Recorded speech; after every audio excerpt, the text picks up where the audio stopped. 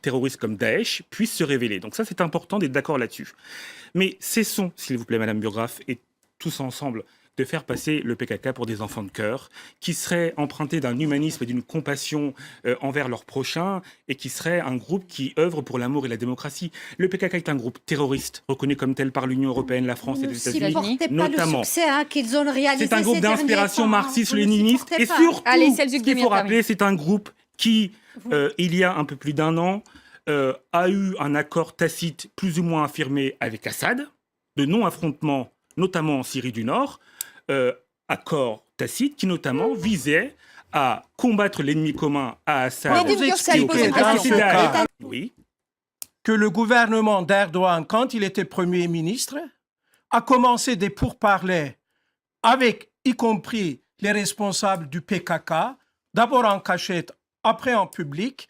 Les responsables turcs ont pendant longtemps fréquenté ces gens dont vous parlez. On fait la paix avec ses ennemis. Parce que la volonté du gouvernement turc, parce que la volonté du gouvernement turc était de faire en sorte de résoudre le problème kurde, et que depuis des années, il a bien fait d'ailleurs. Des pas ont été franchis de part et d'autre. Vous attaquez comme ça le PKK alors que... Mais parce que contrairement à Erdogan, Assad est responsable de la mort de 200 000 personnes depuis 4 ans. Oui, et pour moi, c'est important. Mais juste un point.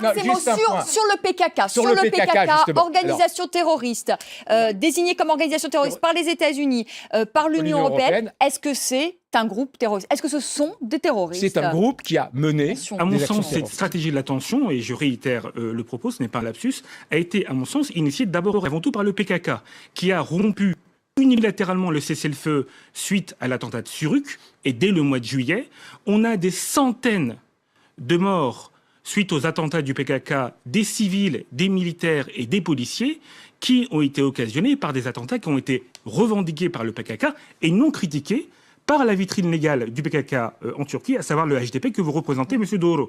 C'est cette stratégie de tension, Mme Burgraff, que les électeurs turcs et kurdes de Turquie ont sanctionné. Si le vote kurde a basculé du HDP vers l'AKP, c'est justement parce que les Turcs et les Kurdes veulent éviter cette stratégie de tension qui a été animée par le PKK. Cette tendance à la victimisation, M. Doğru, ne vous aidera pas à améliorer vos scores lors des prochains scrutins électoraux. Vous endossez le rôle de pompier pyromane.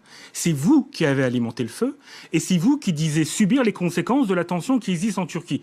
Plutôt que de vous déployer dans cette stratégie de victimisation à outrance qui n'a pas marché vraisemblablement puisque les résultats vous sont défavorables, réfléchissez plutôt aux raisons pour lesquelles le peuple kurde n'a pas renouvelé sa confiance envers vous et les raisons pour lesquelles également le peuple turc n'a pas renouvelé sa confiance envers vous. Vous indiquez par exemple que dans certaines zones, en effet, la situation a été tendue et que vous n'avez pas pu mener des meetings. Mais aucun parti politique n'a véritablement lancé de meeting pendant ces élections. La décision de refaire les élections a été prise il y a 2 mois.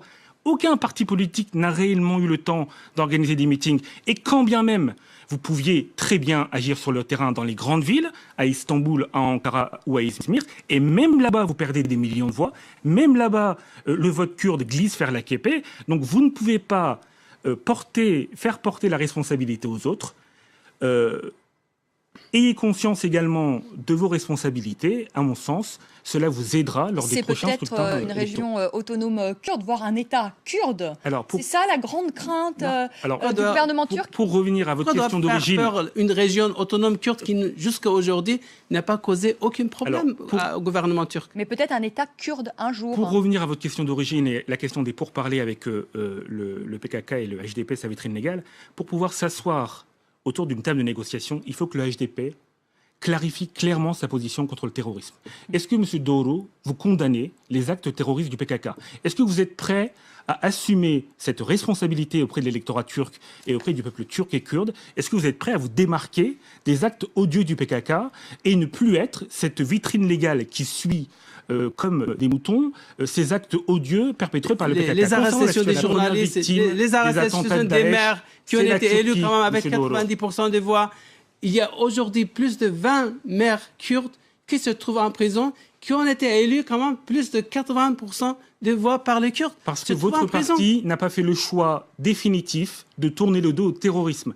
Dès lors que votre parti sera clair et net avec l'organisation du PKK qui est reconnue comme terroriste par la France, l'Union européenne et les États-Unis, on pourra, à mon avis, s'asseoir autour d'une table comme on l'a fait depuis un certain temps. Concernant la situation en Syrie, la Turquie n'a absolument pas peur d'une province autonome kurde dans le nord de la Syrie. Je vais vous dire mais pourquoi. je parle en Turquie, ça j'ai bien compris, mais je parle en Turquie. Non, même en Turquie. Ça pourrait commencer en Syrie, c'est déjà le cas en Irak, c'est vraiment déjà le cas dans le nord de l'Irak, c'est déjà le cas à moitié dans le nord de la Syrie où les Kurdes sont très implantés. Ben, pourquoi pas demain une région autonome kurde en Turquie? Vous savez, le bloc kurde n'est pas monolithique en Syrie, en Irak et en Turquie. Le premier partenaire économique et stratégique de la Turquie dans cette région du monde, c'est le gouvernement autonome d'Irak du Nord de Massoud Barzani. Si Erdogan et Davutoglu étaient foncièrement anti-kurdes, pensez-vous qu'il y aurait des accords économiques, politiques et stratégiques avec le Kurdistan irakien? Absolument pas.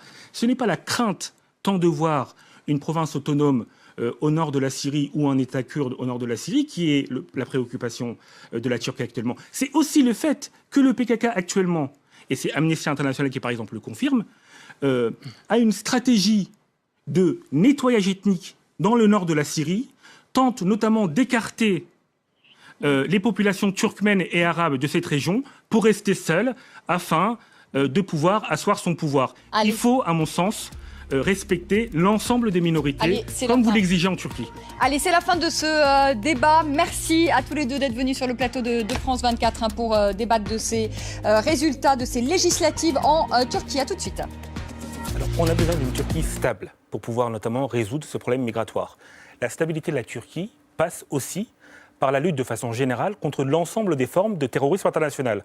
Quand l'Europe joue un double langage envers le PKK, qui est un organisme terroriste international... PKK, le parti kurde, considéré comme terroriste reconnu comme tel par l'Union européenne, la France et les États-Unis notamment, ce double discours n'aide pas non plus à ce que la Turquie puisse réellement faire. Le président Erdogan a dit que ce soit l'État islamique ou que ce soit le PKK, ils étaient aussi dangereux. Alors juste les Kurdes ou l'organisation islamique sont état dangereux. Alors moi, je voudrais savoir votre position. Est-ce que vous dites oui, comme le président Erdogan, l'organisation de l'État islamique et le PKK, les Kurdes de manière générale, sont aussi dangereux? Est-ce qu'on peut les mettre sur le même plan?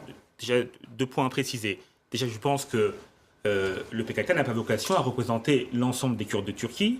Les Kurdes de Turquie représentent au moins 15 millions de la population de la Turquie. Oui. Les derniers résultats, notamment au municipal ou au présidentiel, des partis pro-kurdes montrent que l'ensemble de la population kurde de Turquie n'est pas derrière ces partis politiques. Donc le PKK, d'une part, n'a pas vocation à représenter l'ensemble des Kurdes de Turquie. Et je pense que faire cette erreur, à mon avis, trouble une réponse qu'on peut apporter à cette question.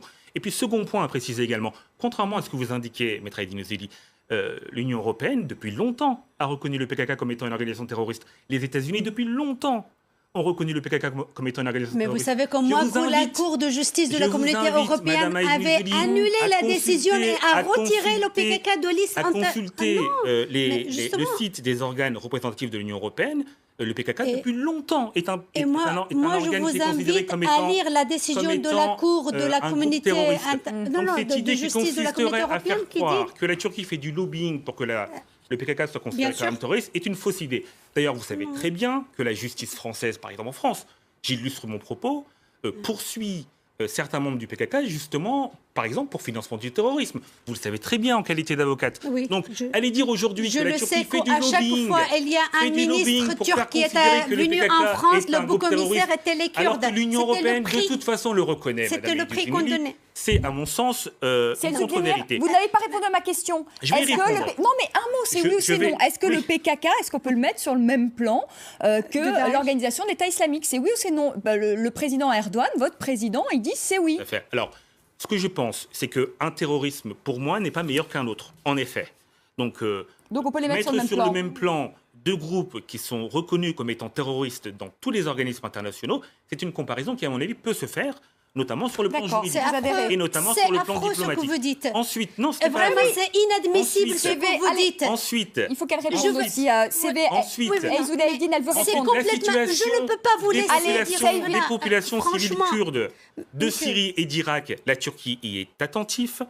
Elle aide notamment logistiquement et aujourd'hui militairement la coalition internationale qui sévit contre l'État islamique en Irak et en Syrie, alors même que justement la présence du PKK sur le terrain pose problème. Donc la Turquie montre quand même des signes positifs. Monsieur, allez, CV, elle va répondre. Elle montre une réelle volonté de lutter contre l'État islamique.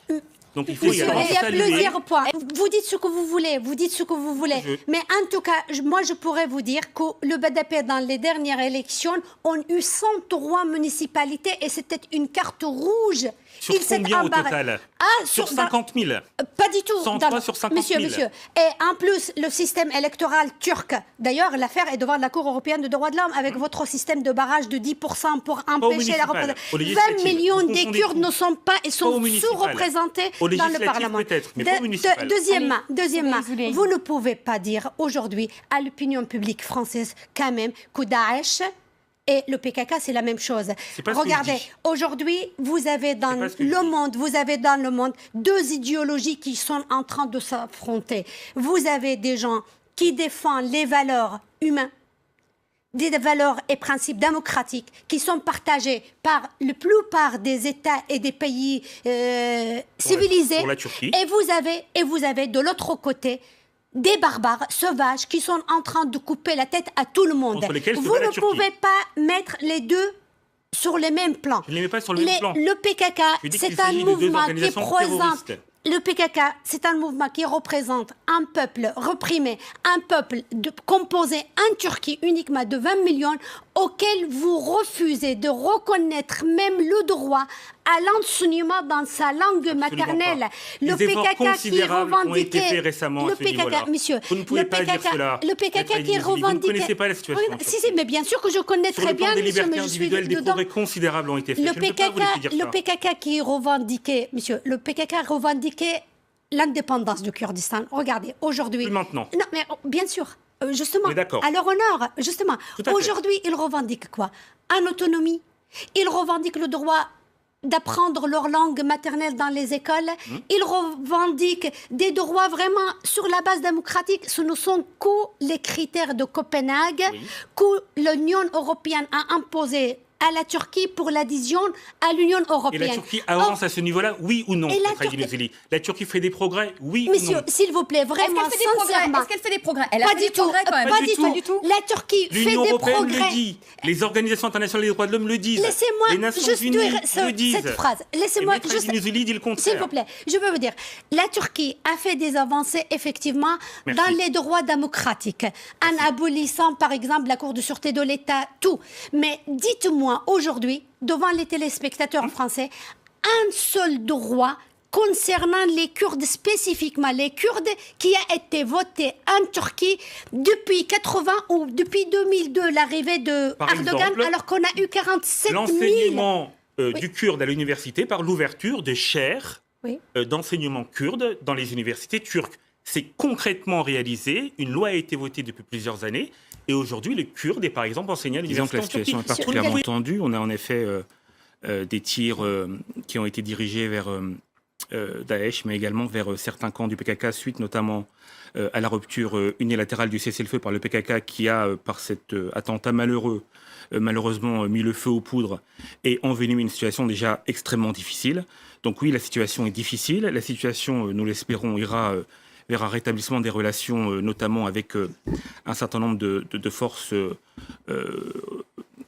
par exemple du YPG ou du PKK, mais la situation est tendue et espérons que dans les jours qui viennent, en effet, elle se rétablirait vers un peu plus de stabilité, un peu plus de sérénité pour tout le monde. Est-il vrai que l'armée turque a bombardé des positions des Kurdes de Syrie ? Vous savez, ces Kurdes qui ont protégé notamment, enfin qui ont chassé même les djihadistes de la localité de Kobané. Alors, je ne suis malheureusement pas sur le front. malheureusement ou heureusement, je ne sais pas. Peut-être avoir des informations via l'ambassade. Je n'ai pas d'informations officielles à vous transmettre. Via le consulat. Je vois ça comme vous à travers la presse. Ce qu'il faut néanmoins dire, c'est que... Mais est-ce que ça vous paraît plausible? Alors même si vous n'avez pas l'information, est-ce que ça vous paraît plausible? Ce qu'il faut néanmoins dire, c'est que la réaction de la Turquie est proportionnée et surtout a été occasionnée par les malheureux attentats qui ont été perpétués par le PKK, qui, vous le savez, est une organisation terroriste. Et en conséquence de quoi, la Turquie a dû... réagir, elle ne pouvait pas rester les bras croisés devant ces attentats-là. Je rappelle qu'il y a plusieurs policiers qui ont été assassinés dans des conditions extrêmement sombres. On a également des militaires qui ont été touchés par des tirs. La Turquie se devait de réagir et elle a réagi de façon proportionnelle et de façon mesurée, afin notamment que les armements de ces terroristes puissent être mis à néant et donc que la situation puisse se stabiliser. Le PKK n'était pas impliqué dans l'attentat. De même que l'État turc ne l'était pas. Donc, il ne faut pas dire que le PKK a menacé la Turquie et maintenant la Turquie réplique. C'est complètement faux. Les attentats, c'est quoi? Mais il n'y avait pas d'attentat. Il y a eu l'attentat de Sourouz. Il y a eu des attentats de policiers, ils l'ont revendiqués par le PKK. Le lendemain, ils ont assassiné 2 policiers, mais jusqu'à cet acte, il n'y a eu aucun attentat en Turquie organisé par le PKK. La Turquie n'a pas attaqué le PKK. On ne peut pas dire que le PKK a tout fait pour que la Turquie réplique. Je ne suis pas d'accord avec cette vision des choses. Un attentat avec 2 policiers morts, plutôt que des présomptions ou des projections, comme le font M. Gürsel et Mme Aydin Ezzouli, moi je préfère plutôt accorder une place particulière aux chiffres et aux déclarations des uns et des autres. Contrairement à ce que vous prétendez, Mme Burgraff, la communauté internationale ne se tait pas. Les États-Unis ont salué l'initiative de la Turquie qui a frappé le PKK. La France et François Hollande s'est solidarisé avec la Turquie dans sa lutte contre le terrorisme international. Madame Merkel vient de déclarer de la Maison Blanche et de l'Élysée. Vous m'avez exhorté à ne pas couper la parole. Je ne coupe la parole, M. Gürsel. La position les États-Unis et la France on s'entend plus. Moi, je vous propose qu'on laisse terminer celle d'Elmire. À côté de la Turquie, notamment dans le cadre des frappes contre le PKK. Dit par rapport à ce qui a été dit sur Suruk et l'attentat que vous avez évoqué tout à l'heure. La première victime de l'attentat de Suruk, c'est d'abord et avant tout la Turquie. Les gens qui sont morts et qui ont été assassinés par Daesh, c'est d'abord et avant tout des enfants de la République de Turquie. Ce sont d'abord et avant tout des citoyens turcs. Donc aller prétendre... Mais il y avait les Kurdes aussi. À travers mais des citoyens kurdes, certes, mais des ressortissants turcs, des ressortissants de la Turquie. Les Turcs, de façon générale, ce sont des Turcs, des Kurdes, des Lazes. On a toute une série de peuples et de confessions différentes, mais ce sont les enfants de la République. Ce qui doit être dit, c'est qu'on ne peut pas légitimiser un attentat comme celui du PKK sur les 2 policiers à partir de présomptions. De même qu'on ne peut pas dire, par exemple, c'est une idée complètement ridicule, que derrière l'attentat de Charlie Hebdo, il y aurait l'Élysée. On ne peut pas, de la même façon, dire que derrière l'attentat de Suruk, il y aurait Çankaya et il y aurait la République de Turquie. Légitimiser des actes terroristes de cette manière-là, avec une théorie du complot qui sort de nulle part et qui ne s'appuie sur aucun élément crédible, c'est à mon vous avez sens, entendu faire le jeu du terrorisme. Mais par contre, sur la question, c'est-à-dire, est-ce qu'aujourd'hui, Erdogan, en se lançant dans cette guerre contre l'organisation de l'État islamique et le PKK, est-ce qu'il n'y a pas une volonté de détruire finalement le PKK, cette peur justement qu'il y ait un État kurde? Il y a surtout, Madame Burgraff, une volonté de se défendre. La Turquie a été attaquée à travers ces attentats-là. Des policiers et des militaires là, en ont l'occurrence, été tués. elle a été attaquée par les djihadistes de l'organisation de l'État islamique, pas par les Kurdes. Également par le PKK, qui d'ailleurs ne représente pas l'ensemble des Kurdes. Donc l'objectif premier de la République de Turquie, c'est d'abord de se défendre contre des attentats qui ont eu lieu sur son territoire de manière proportionnée. Par ailleurs, et contrairement à ce qu'indique Mme Aydin Ezzouli, la lutte contre Daesh de la part de la Turquie n'est pas nouvelle. On a depuis plusieurs mois plus de 1600 interpellations. Donc ce sont des chiffres et non pas des présomptions ou des provisions. Ce n'est pas vrai. Plus de 15 000 mesures. Mais ce que vous dites n'est pas vrai. Mais qu'est-ce que ça change dans quel barreau je le sois comme ça? Je vais faire le cas actuel, il n'y a pas de... On a 15 000 interdictions de territoire. On ne s'entend plus. 15 000 interdictions de territoire qui ont été prononcées par l'administration turque contre des supposés djihadistes. On a une coopération extrêmement forte de la Turquie avec la France pour notamment empêcher que les djihadistes... C'est l'Élysée qui le dit. C'est l'Élysée qui le dit. Ce n'est pas moi, Madame Elizili. Non, il faut dire qu'il y a encore quelques mois, les militants de Daesh ont été soignés dans les hôpitaux turcs. Les services secrets de Turquie ont fait que ces gens circulent librement, qu'ils traversent la frontière. Il n'y a pas eu de commission d'arrestation. Cette idée de la frontière qui serait poreuse, M. Gursel ne tient pas. Pourquoi? Plus de 2 millions de réfugiés ont passé la frontière entre la Syrie et la Turquie pour se réfugier en Turquie. On a des va-et-vient quotidiens de milliers de personnes. Vous croyez quoi? Vous croyez que la Turquie peut, à n'importe quel moment, faire en sorte que des personnes puissent être arrêtées aux frontières? Est-ce que, M. Gursel, vous avez une machine à repérer les djihadistes? Déposer un brevet pour une machine à repérer. Allez, on s'entend plus. Marc Semo va faire... Vous prétendez, Maître Aydin-Ouzili, la Turquie joue un rôle actif, notamment sur le plan humanitaire, concernant le sort de ces centaines de milliers de réfugiés syriens et kurdes qui, depuis 3 ans, sont au nombre de plus d'1,5 million à s'être réfugiés en Turquie. La Turquie consacrant des moyens considérables, plus de 4 milliards de dollars ces 3 dernières années pour aider matériellement, logistiquement, ces centaines de milliers de réfugiés, contrairement à d'autres pays qui, eux, n'ont pas daigné aider cette population qui a subi les conséquences de cette guerre. Je rappelle également que la Turquie, encore très récemment, depuis le mois dernier, a accueilli plus de 300 000 réfugiés kurdes d'Irak du Nord, et notamment une partie yézidi, suite aux exactions de l'État islamique que vous connaissez. Donc on ne peut pas dire non plus que la Turquie ne joue pas un rôle humanitaire considérable dans la région. Et à ce titre, je pense qu'il faut se féliciter de ce que la Turquie joue un rôle actif dans l'accueil et dans le traitement de ces réfugiés persécutés. Mais ça, personne ne dit le contraire. Ça, ce qu'on dit aujourd'hui, c'est que les Kurdes, on rappelle quand même pour nos téléspectateurs que Kobané, c'est quand même à quelques centaines de mètres de la frontière. Tout à fait. Et qu'aujourd'hui, on a une guerre contre l'organisation de l'État islamique. Oui. Pourquoi les Kurdes, qui ont donné leur feu vert au Parlement turc pour intervenir, restent de l'autre côté de la frontière et regardent ces Kurdes se faire massacrer? Tout simplement parce que pour entrer dans un pays étranger, Madame Burgraff, il faut se conformer au droit international, et la Turquie n'a pas le droit, sur le plan du respect du droit international, d'entrer dans un pays étranger. Vous ne pouvez pas demander, me semble-t-il, Maître Aydin-Ouzili, en tant que juriste, à la Turquie de violer le droit international et d'entrer dans un pays étranger sans l'autorisation des Nations Unies, sans l'autorisation de la communauté internationale. Je rappelle juste, très brièvement, les Américains le font, que Barack Obama, justement, Saoudite. Je vais y venir, Barack Obama, quand il commande l'intervention américaine, qui, pour le moment, est strictement aérienne, en Irak et en Syrie, il évoque à chaque fois, et il finit à chaque fois ses discours, en précisant qu'aucun militaire américain ne sera physiquement présent sur le plan terrestre en Syrie et en Irak. La France et François Hollande a également indiqué qu'il se refusait à envoyer un soldat en Irak et en Syrie. Pourquoi demander à la Turquie une intervention terrestre alors que les États-Unis et la France refusent, dénie la possibilité d'intervenir de cette façon. Vous êtes quand même en première ligne, c'est-à-dire qu'en face, vous allez avoir les islamistes. Oui, donc, nous sommes en première ligne, mais nous ne sommes pas non plus les gendarmes de la région, Madame Burgraff.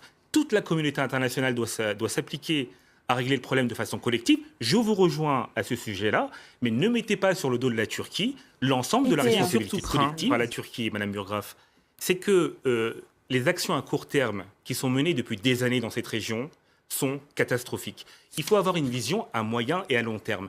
Vous pouvez chasser les moustiques que représente l'État islamique, mais si vous n'asséchez pas le marécage, les moustiques perdureront. Il faut, je pense, avoir une vision à moyen et long terme pour réellement combattre l'État islamique en Syrie et en Irak.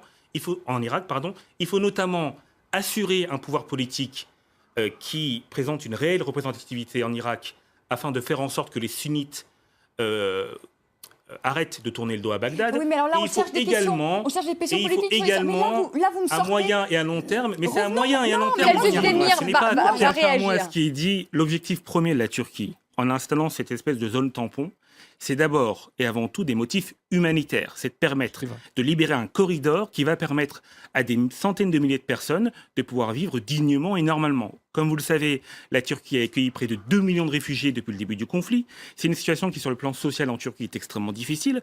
Donc l'objectif, c'est de permettre que ces gens-là, qui ont fui la guerre et qui ont été accueillis par la Turquie dans des conditions extrêmement favorables, tout le monde le reconnaît, notamment le Haut-Commissariat aux réfugiés, puissent regagner leur pays dans des conditions sereines. Donc l'idée de la zone tampon, c'est ça. Idée de la zone tampon qui d'ailleurs est soutenue par l'Élysée. François Hollande, souscrivant à cette idée qu'une zone tampon doit être mise en place là-bas pour permettre à ces gens-là de vivre dignement. Alors, j'ignore l'authenticité exacte de ce document. À mon avis, il prête plutôt au débat, mais ce qu'il faut, à mon sens, retenir, plutôt que le mot de chantage, c'est que certains responsables européens ont pris conscience que la Turquie était un allié incontournable dans la résolution de ces problèmes migratoires. Et il faut rendre hommage à un certain nombre de dirigeants européens d'avoir cessé cette forme de populisme et d'électoralisme, de diabolisation à outrance de la Turquie, comme semble le faire un peu M. Perrault actuellement. La Turquie est un allié, il faut, me semble-t-il, l'inclure dans la résolution de ce problème migratoire afin de faire en sorte que tous, sur le plan international, et Mme Goulard a raison, on puisse sortir de cette solution. Il faut analyser ces élections comme étant, me semble-t-il, une victoire de la démocratie en Turquie. On a un taux de participation de près de 90%, des conditions de scrutin qui sont faites dans des conditions plutôt paisibles, et pas d'incident majeur autour du vote d'hier. On doit s'en féliciter. La démocratie turque, me semble-t-il, garde cette vitalité, elle qui pourtant était si décriée ces dernières semaines, et on peut légitimement se dire que sur le plan du respect des règles démocratiques, les élections d'hier sont un franc succès. Alors, on ne peut pas nier, et je ne l'ai pas nié, la circonstance qu'il existe une situation de tension actuellement en Turquie. Vous évoquez les chaînes de télévision qui ont été fermées, replaçons quand même le contexte, Mme Burgraf. Vous savez qu'en décembre 2013, l'AKP et l'État turc a été victime d'une tentative de coup d'État par la confrérie Gülen. On a tenté de chasser du pouvoir des personnes qui étaient élues démocratiquement par le peuple turc. Donc il est normal que l'État turc puisse se défendre et que la justice turque prenne des décisions envers ces personnes-là. Mais, M. Doğru, c'est votre stratégie... Je vous reprends quand même, c'est pas vrai. Vous parlez, en effet, il y a certains médias qui appartiennent à Fethullah Gülen, mais c'est pas vrai d'autres. Je pense notamment au quotidien Hurriyet, qui est un journal d'opposition. Le quotidien Hurriyet n'a pas été fermé. Non, mais les partisans de l'AKP s'en sont pris au quotidien Hurriyet, et l'un de ses rédacteurs en chef a été... et ces partisans seront poursuivis pénalement. Mme Burgraf a considéré que ce soit des partisans de l'AKP. En tout cas, ce n'est pas l'État qui directement a attaqué Hurriyet, et la justice et la police turque se chargent de récupérer l'identité de ces commanditaires et de sanctionner ces personnes-là. Comme l'avocat, ma consoeur, n'en déplaise à Maître Eline Ouzili, l'avocat que j'ai, je ne peux pas vous laisser dire ça. Depuis 10 ans, les réformes démocratiques qui ont eu lieu en Turquie ont été saluées par l'ensemble de la communauté internationale. Arrêtez, j'ai été poursuivi en justice pour les livres que j'ai écrits. Et j'en suis malheureux, pas comme avocat parce que, excusez-moi, n'importe quoi. Mais vous ne pouvez pas dire que depuis les années 2000... comme un paradis de la démocratie. C'est pas ce que je dis. Je dis qu'il y a en France, dans un pays démocratique, je dis qu'il y a un progrès constant. Il ne faut pas prendre les gens pour des imbéciles. Ce n'est pas moi qui le dis. Allez vers le casque bleu pour dire le mot de la fin. L'avocat, ma consoeur, n'en déplaise à Maître Eline Ouzili, l'avocat que j'ai, je ne peux pas vous laisser dire ça. Depuis 10 ans, les réformes démocratiques qui ont eu lieu en Turquie ont été saluées par l'ensemble de la communauté internationale. Arrêtez, j'ai été poursuivi en justice pour les livres que j'ai écrits. Et j'en suis malheureux, pas comme avocat parce que, excusez-moi, n'importe quoi. Mais vous ne pouvez pas dire que depuis les années 2000... comme un paradis de la démocratie. C'est pas ce que je dis. Je dis qu'il y a en France, dans un pays démocratique, je dis qu'il y a un progrès constant. Il ne faut pas prendre les gens pour des imbéciles. Ce n'est pas moi qui le dis. Allez vers le casque bleu pour dire le mot de la fin. Selçuk Demir, bonsoir. Bonsoir. Vous êtes avocat et secrétaire de l'Alliance des juristes franco-turcs. Est-ce que vous avez le sentiment que les mentalités changent, qu'elles évoluent en Turquie sur ces questions? Alors, la société civile se décrispe en Turquie. On a aujourd'hui un peuple turc qui, en effet, discute un peu plus librement de la question. Mais pour en revenir à la question du génocide et à l'utilisation du terme génocide, la Turquie ne conteste pas l'ampleur des massacres, elle conteste seulement l'utilisation du terme génocide qui revêt un qualificatif juridique bien précis Pourquoi? Parce que, selon la Turquie, il n'existe pas de consensus international sur la question. Beaucoup d'historiens tels que Weinstein, Bernard Lewis ou McCarthy contestent l'utilisation de ce terme. Et surtout, ce que la Turquie dit de façon répétée depuis maintenant plusieurs années, c'est qu'il faut également tenir compte de la douleur des centaines de milliers de Turcs qui ont été victimes des événements de 1915, en même temps que les Arméniens, et notamment victimes des milices arméniennes qui ont sévi pendant cette période de la guerre. Donc il ne faut pas, à mon sens, hiérarchiser les douleurs. La Turquie se décrispe sur la question, mais force est de constater qu'en France, la communauté arménienne ou l'Arménie de façon générale refuse le dialogue pour la prise en compte de l'ensemble des opinions qui existent aujourd'hui sur la question arménienne.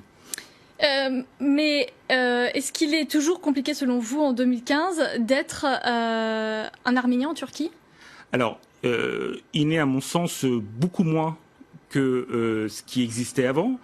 Aujourd'hui, vous savez, en Turquie, la question du génocide arménien est débattue librement sur les plateaux télé. On organise des conférences internationales sur la question. Donc la société civile est prête à entendre d'autres versions de l'histoire. Par contre, les Arméniens le sont beaucoup moins, malheureusement.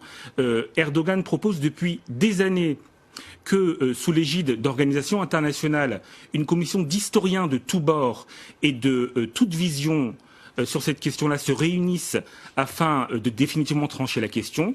Force est de constater que l'Arménie et les Arméniens refusent. Donc il faut, à mon sens, non seulement ouvrir le dialogue en Turquie, mais également sur le plan international, pour que l'opinion dissidente, qui pourtant n'est pas si minoritaire que ça, notamment d'historiens réputés qui considèrent que le terme de génocide n'est pas juridiquement adapté, puisse également être écoutée et puisse également être entendue. Merci beaucoup, Selçuk Demir, de nous avoir apporté ce point de vue. La préoccupation des Français d'origine turque, c'est de dire que cette loi est électoraliste et qu'elle est inspirée par une volonté d'exhiber une communauté contre une autre. La communauté franco-turque de France s'est sentie stigmatisée par cette loi. On nous prête des choses qui n'existent pas. On fait état, par exemple, d'une volonté de lutter contre le négationnisme, voire le négationnisme d'État. Or, en quoi l'opinion ou l'action d'associations turques, franco-turques ou de Français d'origine turque est en soi un négationnisme d'État. Nous ne représentons pas l'État turc en France. Nous sommes des citoyens français à part entière. Nous sommes des citoyens qui avons des droits et qui exprimons ces droits à travers une manifestation qui d'ailleurs a été déclarée, autorisée et pour laquelle il y a eu un surenchère des noms. Des noms qui sont contre et des noms qui sont pour. M. Badinter est contre, M. Nora est contre, beaucoup de constitutionnalistes sont contre, M. Carcassonne, M. Mathieu, ils sont des professeurs renommés. Je veux dire, ce n'est pas seulement la thèse d'un camp, c'est la thèse également de spécialistes. Par ailleurs, et c'est important, vous citez les intellectuels turcs qui, peu ou prou, suivent votre thèse. M. Drink, qui a été sauvagement assassiné. Dink. M. Dink, qui a été sauvagement assassiné. Tout à fait. Et c'est complètement malheureux et c'est absolument scandaleux. Je vous rejoins là-dessus. Lui était contre cette loi. était contre la question de la pénalisation du génocide arménien. Pourquoi est-ce que vous ne le citez pas? Si je vais vous le citer, je vous le cite volontiers. Taner Aksham, dans le très intéressante interview qui a été publiée dans Le Monde de samedi, Taner Aksham explique la conversation qu'il avait eue avec Hrant Dink. Et Hrant Dink, avant d'être assassiné dans des conditions obscures par ce que l'on appelle l'État profond, a expliqué que dans le fond, il était très favorable à la reconnaissance par la France. C'est le témoignage de Taner Aksham. Le témoignage, je pense que c'est une déclaration publique. Oui, mais ce n'est pas n'importe qui, c'est quelqu'un qui effectivement l'État ça vaut ce que ça vaut. Bon, là-dessus, j'aurais pas m'exprimer. Par contre, moi j'appelle la représentation nationale, donc les députés et les sénateurs, à soulever devant le Conseil constitutionnel l'inconstitutionnalité de ce texte, parce qu'il y a un vrai malaise, et à l'Assemblée nationale et au Sénat. À l'Assemblée, ils étaient 50 à voter ce texte, sur 577, ce qui montre bien que les gens sont quand même relativement gênés. Devant le Sénat... Identique au Sénat, on vient de l'entendre. Devant le Sénat, il y avait très peu de sénateurs qui étaient là. Sont votées dans les mêmes conditions. Surtout quand elles sont aussi importantes. Les lois sont votées par des minorités, monsieur Devedjian, quand même.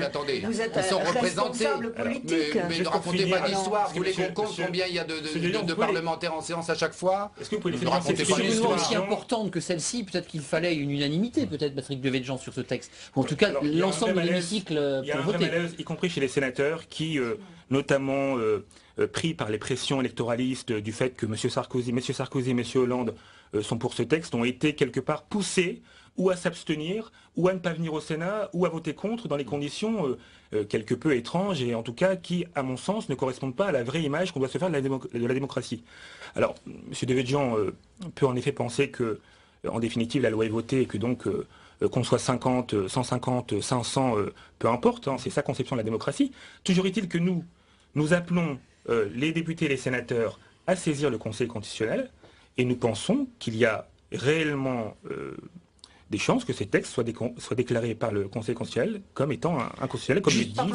Par exemple, il y a 2 ans, un collégien de 13 ans qui écrit dans sa copie d'histoire le génocide arménien n'a jamais existé. Et s'il avait existé, il était mérité. Vous pouvez pas édicter des lois sur des anecdotes, non, on n'écrit pas des lois sur des anecdotes, mais il se trouve qu'une association franco-turque a fait pression sur le proviseur pour que le professeur d'histoire enlève la sanction pédagogique qu'il avait. Je crois que Mme Boyer n'est pas députée de la République d'Arménie, elle est députée de la République de France. Donc, à un moment donné, il faut aussi... Des Bouches-du-Rhône.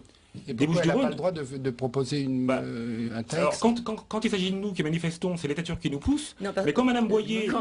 Quand il y a des manifestations turques... Avec les diplomates arméniens, par contre, là, c'est la voix de la France. Monsieur, attendez, il y a quand même je deux poids, ne me deux mesures permets dans pas cette histoire. de dire qu'on Toujours est-il que, laissez-moi finir, M. Devedjian, vous avez la fâcheuse habitude de couper la parole à chacun de la Donc, M. Sarkozy a fait le choix de l'Arménie au détriment de la Turquie. Il a fait un choix stratégique qui, à mon sens, est une erreur. Je pense que, oui, la Turquie a besoin de l'Union européenne, de même que l'Union européenne a besoin de la Turquie. Il ne s'agit pas d'écarter d'un revers de bras, pour des motifs électoralistes, la chance que peut représenter pour l'Union européenne l'entrée de la Turquie dans ce vaste espace de fraternité. Excusez-moi, est-ce qu'il faut qu'une partie des concitoyens turcs cheminent et finissent par accepter ce génocide? Est-ce qu'il y a ce travail-là quand même à faire? Je pense que la société civile turque évolue. Et contrairement à ce que peut dire M. Devedjian, qui ne connaît pas la Turquie, il y a aujourd'hui une société civile turque qui bouge. On a un pays qui, peu ou prou, alors peut-être de façon trop lente, mais en tout cas s'ouvre vers la voie démocratique. Des modifications constitutionnelles permettent aujourd'hui réellement, dans les médias, à la télévision, de discuter d'un certain nombre de choses qui n'étaient pas possible de discuter il y a 15 ans. L'article 301, cité à tort et à travers du code pénal turc, certes pénalise un certain nombre de choses, mais très peu de personnalités sont poursuivies en raison de la négation du génocide arménien, et contrairement à ce que vous pensez, par exemple, M. Pamouk a été poursuivi à un certain moment, mais les poursuites ont été abandonnées. Un dernier mot chacun. On se rejoint sur ce point-là. Donc, ne caricaturez pas la situation de la Turquie. Il faut réellement la connaître avant de pouvoir s'exprimer. Selçuk Demir, pourquoi ce mot génocide qui est employé par des historiens, qui est employé par les Arméniens, les descendants de ceux qui ont été massacrés, qui a été employé par Jean-Paul II, ainsi que par le patriarche arménien, je crois que c'était en 2001, et puis donc dimanche dernier par le pape François, pourquoi ce mot est-il empêché? Pourquoi refuser ce mot? Pourquoi ne pas nommer, en d'autres termes? Je suis juriste, je ne suis pas historien, pas plus d'ailleurs me semble-t-il que M. Papazio ou M. Perrier, mais ce que me disent notamment mes avis universitaires historiens, c'est que... Turc ou de toute nationalité, de toute origine et de toute spécialité, c'est que malheureusement, l'histoire n'est pas une science exacte. Et que, à côté de la version qui est proposée par certains, et notamment par l'Arménie, concernant les événements de 1915, il existe d'autres versions, proposés par d'autres historiens internationalement reconnus, tels que Gilles Wallenstein, tels que Bernard Lewis, ou tels que McCarthy, qui, eux, donnent une autre version de l'histoire. Autre version de l'histoire, qui, à mon avis, doit être également écoutée et doit être entendue par tous pour que la réponse se fasse collectivement. Lui-même s'est fondé sur le génocide des Arméniens. Donc l'inventeur du concept, si vous voulez, a pris les Arméniens comme exemple. Je ne me permettrai pas de juger que Raphaël Lemkin s'est trompé. Alors, moi, je pense en effet que la réconciliation est possible. Mais elle l'est si l'ensemble des partis tiennent compte de l'ensemble des versions proposées par chacun et qu'on n'occulte pas une réalité au détriment d'une autre. Par exemple, on va reprendre peut-être les propos du pape, mais quand on évoque la souffrance et les massacres commis sur les Arméniens, qu'il ne s'agit pas de minimiser, on est bien entendu conscient de tout ça, il ne faut pas non plus occulter, par exemple, la souffrance également du peuple turc, qui, pendant ces événements de 1915, a également subi des exactions, a également subi des meurtres, des pillages. Donc il faut, à mon sens, ne pas hiérarchiser les mémoires, ne pas surexposer une douleur par rapport à une autre, mais être conscient qu'on a tous eu cette même douleur, la partager, en discuter, échanger, pour une paix et une prospérité, je l'espère, sur le long terme. Et j'y crois. Un mot et change les paramètres. Selçuk Demir. Oui, alors, ce reportage est intéressant parce qu'il montre quand même justement qu'il y a une décrispation justement de ces questions-là en Turquie, que la société civile avance et qu'on a de réels progrès. Vous savez, il y a 15 ou 20 ans, M. Perrier pourrait le confirmer, parler même de la question arménienne en Turquie, c'était tabou. Aujourd'hui, on en discute, on en débat, on échange. Certains villages arméniens de l'est de la Turquie ont vu leur nom arménien restitué. On a des personnes qui arrivent à rechercher leur identité. Donc on a une réelle volonté de la part des pouvoirs publics turcs, me semble-t-il, et de l'État turc de façon générale. Ce sont les pouvoirs publics ou ce sont les individus et les pouvoirs publics un peu à la traîne? La pression de la société civile et des intellectuels. Oui, mais c'est comme ça que la démocratie marche. Ça fait quand même 100 ans. Si on se satisfait de ces progrès-là, 100 ans après, le génocide aurait dû être reconnu depuis bien longtemps. Regardez, l'Allemagne, elle n'a pas attendu très longtemps avant de le reconnaître. On ne peut pas 100 ans après se contenter de ça. Que pense la population turque si aujourd'hui on va voir les Turcs et qu'on leur demande est-ce que vous reconnaissez le génocide? Majoritairement, ils répondent non. Majoritairement, ils vous répondront non, bien entendu. La société civile avance. C'est le choc des meilleurs. C'est justement ces avancées de la société civile qui permettent de libéraliser le débat et le dialogue, qui justement vont pousser l'État et les pouvoirs publics à envisager cette libéralisation, cette décrispation.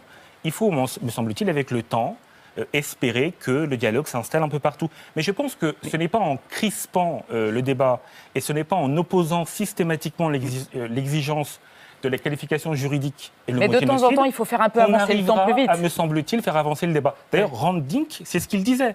Il disait que justement, par exemple, la question de la pénalisation de la négation du génocide arménien était justement un argument pour les nationalistes turcs qui leur permettait de bloquer le débat. Si vous crispez la question en France, autour de cette question-là, c'est ce qu'il disait publiquement. Il ne faut quand même pas déformer ce que disait Hrant Dink. Publiquement, c'est ce qu'il disait. Dans les salons, peut-être qu'il vous disait le contraire. Et publiquement, c'est ce qu'il disait. Alors, l'ONU, il y a une sous-commission des droits de l'homme qui a reconnu le génocide arménien en 1985 à l'ONU. L'ONU s'est donc prononcée sur la question du génocide arménien. Monsieur est contre la reconnaissance du génocide arménien. C'est une sous-commission qui n'a pas valeur officielle. Oui, et donc les États... Donc vous ne pouvez pas dire que l'ONU l'a reconnu. Vous savez, monsieur, en réalité... C'est une ineptie juridique, monsieur Papazian, on va se parler franchement. Tout le monde entier et tous les États savent qu'il y a eu génocide arménien.